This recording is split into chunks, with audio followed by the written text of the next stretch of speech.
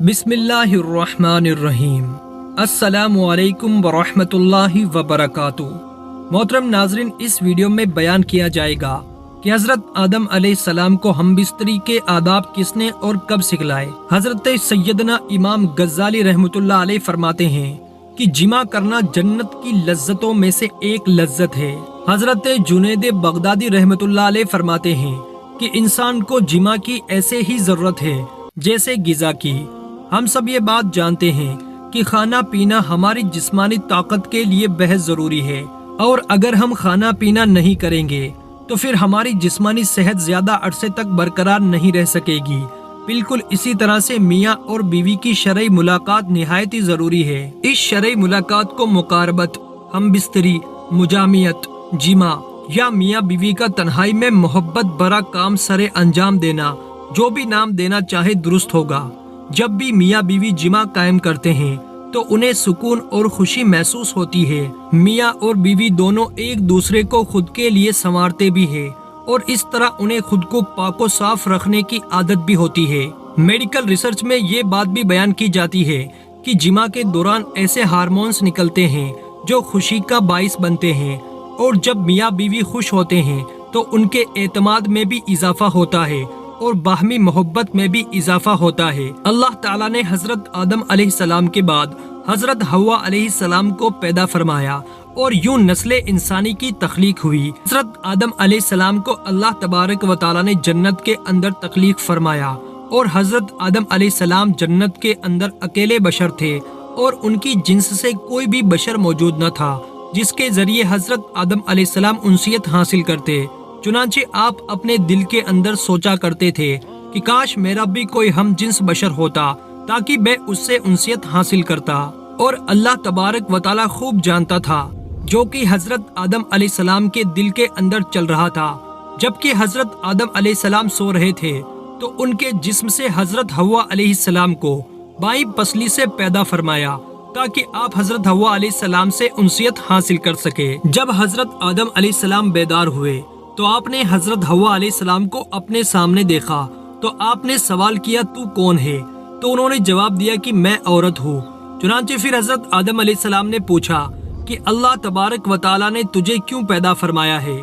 तो उन्होंने जवाब दिया कि अल्लाह तबारक व तआला ने मुझे आपकी तस्कीन के लिए पैदा फरमाया है ताकि आप मेरे कुर्ब से सुकून हासिल कर सके। प्यारे नाज़रीन, यही वजह है कि नबी करीम सल्लल्लाहु तआला अलैहि वसल्लम ने कुंवारे लड़के लड़की को मिस्कीन करार दिया है, क्योंकि दोनों का कोई मुअन्नस नहीं होता। लिहाजा उनकी जल्दी जल्दी शादी कर देनी चाहिए ताकि वो मियाँ बीवी एक दूसरे के कुर्ब से सुकून पा सके। बाज रिवायात में आया है कि हजरत आदम अलैहिस्सलाम और हव्वा अलैहिस्सलाम जन्नत के अंदर खुशी खुशी रहते थे और वहाँ पुरऐश की जिंदगी गुजार रहे थे। लेकिन ये बात याद रखे कि अल्लाह तबारक व तआला ने हजरत हव्वा अलैहिस्सलाम की तख्लीक से पहले ही हजरत आदम अलैहिस्सलाम को एक दरख्त के करीब जाने से और उसका फल खाने से मना फरमा दिया था। बाज रिवायत के अंदर इस वाक़ये को इस तरह से जिक्र किया गया है कि हजरत आदम अलैहिस्सलाम जब जन्नत के अंदर रहते थे तो उनका कोई मुअन्नस गमखार नहीं था, क्योंकि आप अकेले इंसान थे। चुनांचे आपके दिल के अंदर ये चाहत थी कि काश मेरी जिन्स से कोई और भी होता कि जिससे मैं तस्कीन हासिल करता। तो अल्लाह तबारक व तआला ने हजरत आदम अलैहिस्सलाम पर नींद का गलबा फरमाया। नाज़रीन किराम, ये बात याद रखे कि ये पहली नींद है जो बनी आदम पर तारी हुई। चुनांचे उसी नींद के अंदर अल्लाह तबारक व तआला ने हजरत हव्वा अलैहिस्सलाम को हजरत आदम अलैहिस्सलाम की बाईं पसली से पैदा फरमाया।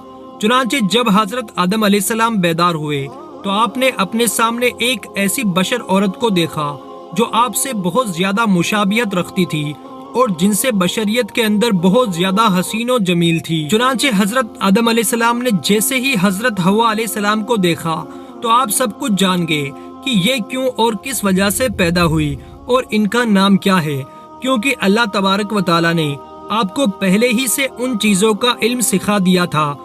चुनांचे फिर इस वाक़ये के बाद फरिश्ते हजरत आदम अलैहिस्सलाम का इम्तिहान लेने के लिए आए। हजरत आदम अलैहिस्सलाम को सलाम किया।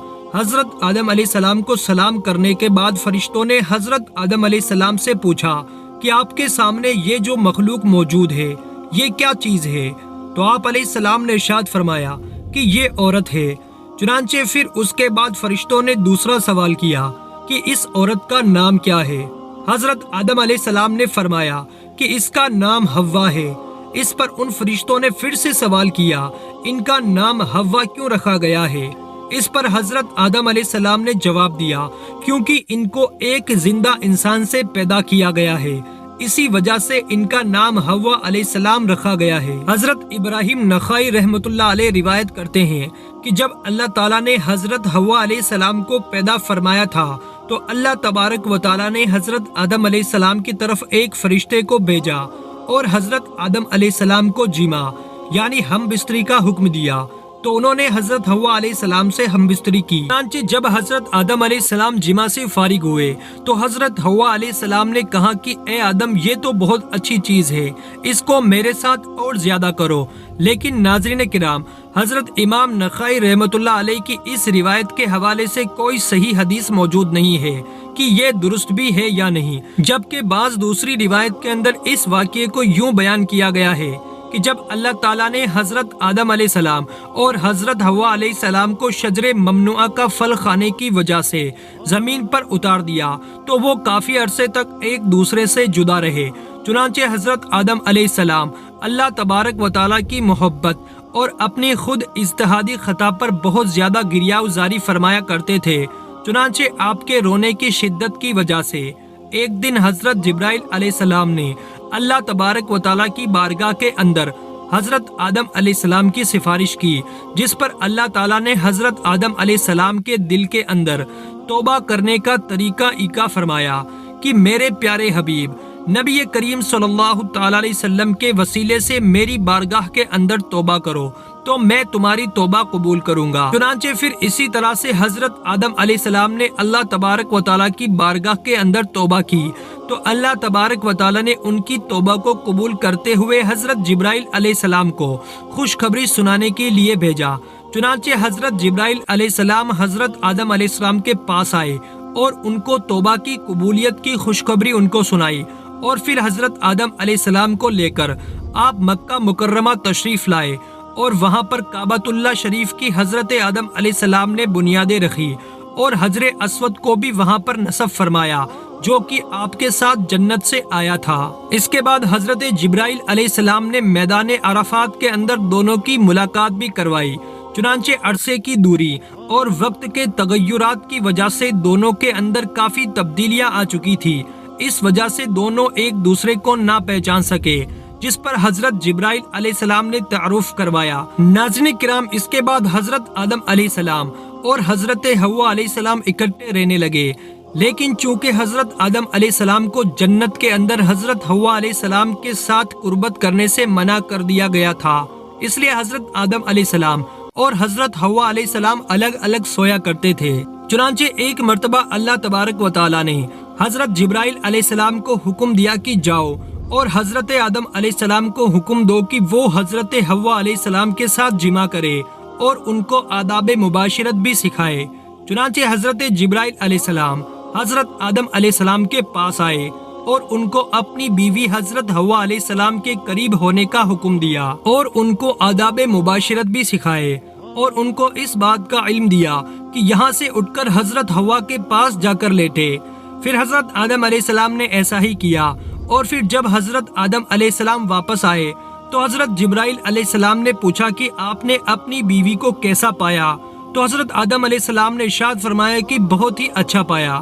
ناظرین کرام، اس حدیث مبارکہ کے بارے میں علماء نے یہ ارشاد فرمایا کہ یہ حدیث منکر ہے، کیونکہ اس حدیث کے اندر دو راوی ایسے ہیں جن کو امام بخاری رحمۃ اللہ علیہ نے منکر قرار دیا ہے۔ پھر اس کے بعد حضرت حوا علیہ السلام سے نسل انسانی کی ابتدا ہوئی، اور بعض روایات کے اندر ذکر ہے کہ حضرت حوا علیہ السلام کو 20 بار حمل ٹھہرا اور آپ کے یہاں 20 لڑکے اور 20 لڑکیاں پیدا ہوئی۔ اس طرح سے نسل انسانی پھلتی پھولتی رہی اور آج ہم تک پہنچی۔